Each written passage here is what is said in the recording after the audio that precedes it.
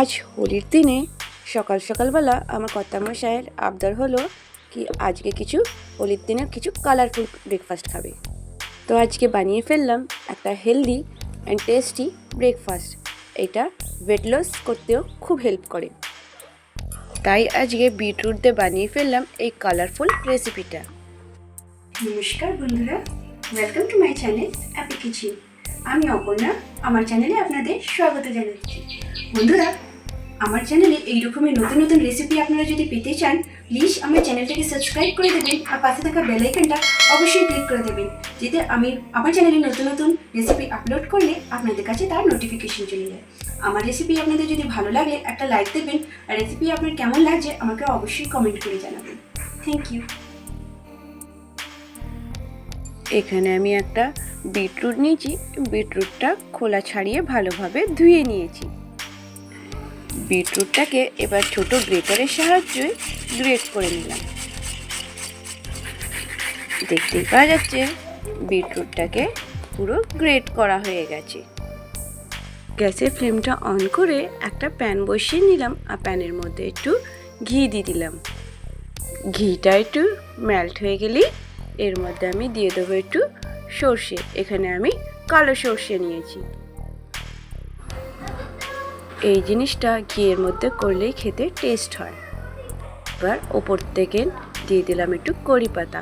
কারি পাতাটাকেও একটু ঘিয়ের মধ্যে ভেজে নেব।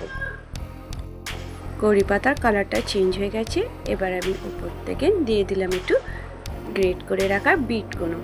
এবার বিটটাকেও এবার ঘিয়ের সাথে একটু ভেজে নেব। খুব বেশি ভাজতে লাগবে না, 3 থেকে 4 মিনিট ভেজে নিলেই হয়ে যাবে। আর ওপর থেকে একটু দিয়ে দিলাম হিং। এবার হিংটাকেও বিটের সাথে ভালোভাবে মিক্স করে নিলাম। ভালোভাবে মিক্স করে নিয়ে দেখতেই পাওয়া যাচ্ছে বিটের কালারটা একটু চেঞ্জ হয়ে গেছে। এবার আমি এখানে গ্যাসের ফ্লেমটাকে অফ করে দেবো। এবার বাটিতে একটু টক দই নিয়েছি আর দইয়ের মধ্যে দিয়ে দিলাম একটু ভাজা জিরে গুঁড়ো আর দিয়ে দিলাম একটু বিট লবণ আর দিয়ে দেবো একটু জল। এবার এইগুলোকে ভালোভাবে সব মিক্স করব। এখানে আমি 100 গ্রাম টক দই নিয়েছি। এবার একটু গোলমরিচকে সামান্য গুঁড়ো করে এর মধ্যে মিক্স করে দিলাম। এবার এখানে অ্যাড করে দিলাম আর একটু জল দিয়ে জিনিসটাকে একটু পাতলা করে নিলাম আর ভালোভাবে মিক্স করে নিলাম। এবার এখানে অ্যাড করে দিলাম ভেজে রাখা